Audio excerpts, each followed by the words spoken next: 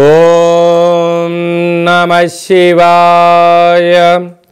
ఓం నమో నారాయణాయ. నరదృష్టి నివారణ కాల భైరవాయ నమో నమః. హరి ఓం.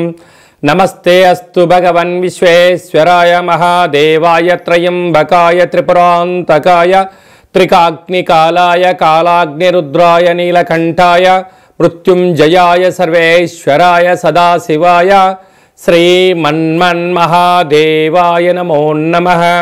హరి ఓం. మా ఛానల్కి స్వాగతం. చూస్తున్న వీక్షకులకు ప్రేక్షకులకు ప్రియ కాల భైరవ భగవద్బంధులకి స్వాగతం పలుకుతూ మమ్మల్ని ఎంతగానో ఆదరిస్తూ ఉండబడినటువంటి ప్రియ సోదర సోదరి మణులు అందరికీ కూడా అందరికన్నా ముందస్తుగా మహాశివరాత్రి పండగ శుభాకాంక్షలు. 16/2/2025 నుండి 28/2/2025 వరకు పుట్టినటువంటి వారందరికీ కూడా ముందస్తుగా జన్మదిన శుభాకాంక్షలు.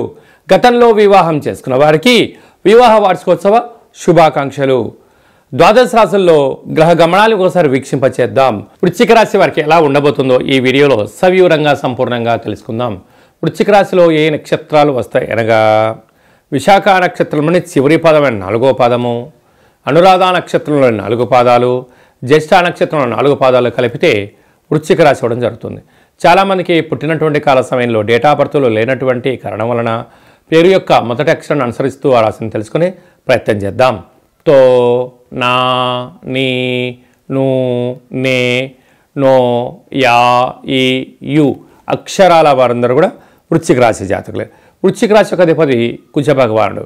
వీరికి అర్ధాష్టమ శని, అర్ధాష్టమ రవి, అర్ధాష్టమ బుధ సంచార స్థితి, త్రిగ్రహ అర్ధాష్టమ సంచార స్థితిలో ఉన్నప్పుడు వీలైనంత వరకు మౌనంగా ఉండడం, అప్పులు ఇవ్వకపోవడం, అప్పులు తెచ్చుకోకపోవడం, మంగళవారం, శనివారం, అష్టమి, అమావాస్య తిథులు ఎందున దూరావాయు జల ప్రయాణాలు పెట్టుకోకపోవడం ఉత్తమోత్తంగా భావించగలగాలి. లేకపోతే మీరు అనేక రకాలమైన ఇబ్బందులు, శారీరకమైన రుగ్మతలు, చర్మ వ్యాధులు, సూర్యరశ్మికి సంబంధించిన ఇబ్బందులు అంటే డి విటమిన్ కానీ కంటికి పంటికి దేహానికి సంబంధించిన వ్యాధులతో బాధపడే పరిస్థితి ఉంటుంది.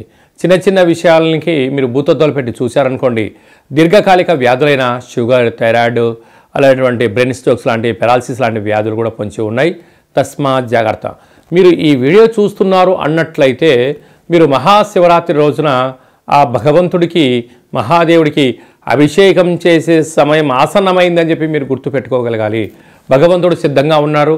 మీరు నవధాన్యాలను పాలల్లో నానబెట్టి మహాదేవుడికి ధాన్యాభిషేకం చేసినట్లయితే సకల అర్ధాష్టమ దోషం తొలగి ఐశ్వర్యానికి, ఆనందానికి స్వాగతం పలకబోతున్నారని చెప్పి గుర్తుపెట్టుకోగలగాలి.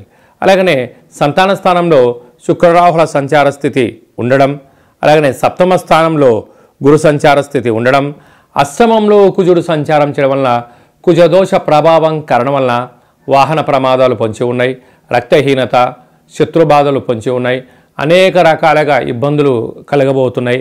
కనుక ఇలాంటి కాల సమయంలో మౌనం, ధ్యానం, ఏకాగ్రత, సూర్య నమస్కారం, దానము, సత్ప్రవర్తన, మెడిటేషను, ఆహార నియమాలు, తొందరపడి ఎవరిని అనకపోవడం, వ్యాపారాల్లో ఒడిదుడుకులకు తావివ్వకపోవడం, వీలైనంత వరకు విషయ పరిజ్ఞానం లేకుండా మాట్లాడకపోవడం, అన్నింటా విజయం. తల్లిదండ్రుల యొక్క సేవ, తల్లిదండ్రుల యొక్క ఆశీస్సులు, సత్ప్రవర్తన ఈ వృశ్చిక రాశి వారికి అన్నింటా ఆనందాన్ని కట్టబెట్టబోతుంది. తొందరపాటు నిర్ణయాలు తీసుకున్నారా, ధనం సమయం వృధా అవ్వడమే కాకుండా రాబోయే కాలంలో గడ్డు కాలాన్ని మీరు పొందే పరిస్థితి ఉంటుంది. అంటే రిటర్న్ గిఫ్ట్ ఎదురు చూస్తూ ఉంది. కనుక ఇలాంటి కాల సమయంలో ఆరోగ్యంగా ఉండడం, వ్యవసాయ సోదరీమణులు, గృహ భవన నిర్మాణ కార్యక్రమాలు, రియల్ ఎస్టేట్ వ్యాపారస్తులు, సాఫ్ట్వేర్ ఉద్యోగస్తులు వారందరికీ ఎంతో అప్రమత్తత అవసరమని చెప్పి గుర్తుపెట్టుకోగలగాలి.